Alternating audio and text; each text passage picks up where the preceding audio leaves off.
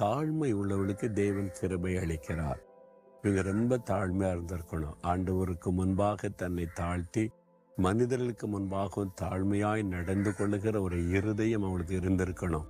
அதனால தான் தேவன் கிருபை கொடுத்து இந்த உலகத்தில் அவதரிக்க அருமையான இந்த மகளை தேவன் தெரிந்து கொண்டார். அப்போ உங்க உள்ளத்துல உங்க வாழ்க்கையில இயேசு அவதரித்து உங்களோடு இருக்கணுமானா இந்த தாழ்மை அவசியம். பெருமை உள்ளவளுக்கு தேவன் எதிர்த்து நிற்கிறார், தாழ்மை உள்ளவளுக்கு கிருபை அளிக்கிறார். எந்த பெருமைக்கு இடம் கொடுத்துறாதங்க. ஆண்டவருக்கு முன்னால தாழ்த்தி, ஆண்டவரை தகுதியற்ற எனக்கு நீர் கொடுத்த கிருபைக்காய் ஸ்தோத்திரம்னு உங்களை தாழ்த்தி நடந்து கொள்ளுங்க. ஆண்டவருடைய கிருபை என்றைக்கு உங்களோடு கூட இருக்கும்.